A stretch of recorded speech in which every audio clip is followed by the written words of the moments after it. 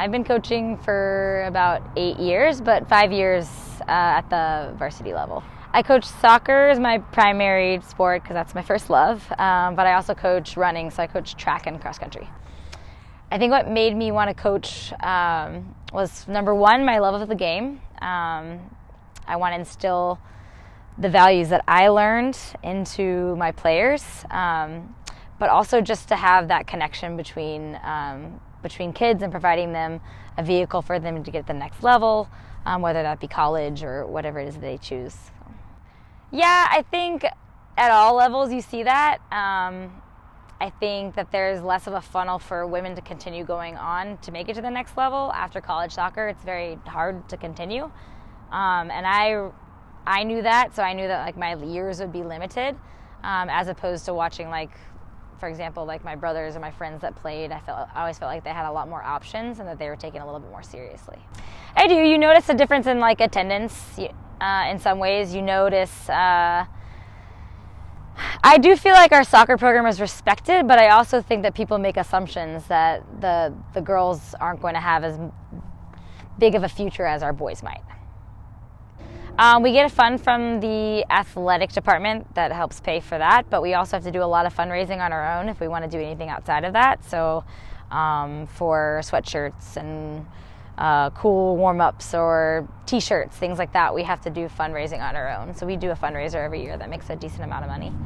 They actually do keep that pretty consistently as far as how they order uniforms, because they have a budget for that. So on the boys' side and the girls' side, I would say they keep that fairly even. Every 3 years, it's a cycle. Every 3 years, the boys' program and the girls' programs get new uniforms.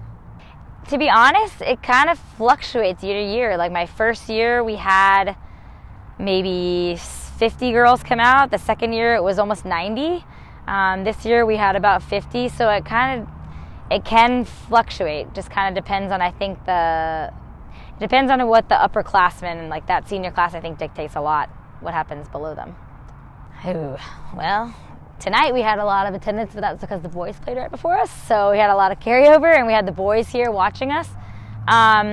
Regularly, I'd say we probably have like 25 people in the stands, maybe. I think it's gotten better.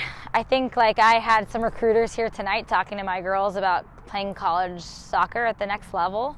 But I do think that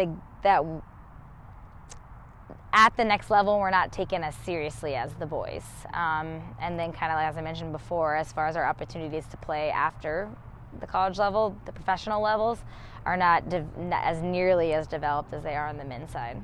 I think that like at the professional level, we put a lot more dollars into it because I think they expect more fans to go, so they put more money into it. But I think it's a change of perspective. I think with soccer anyway, the women's game has developed so much in the past 20 years.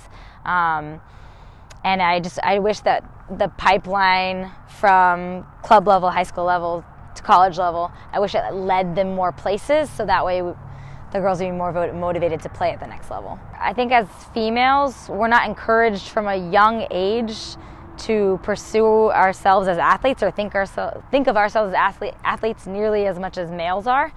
And so I think just changing that mentality from those young ages is going to make a big difference as these young women go forward.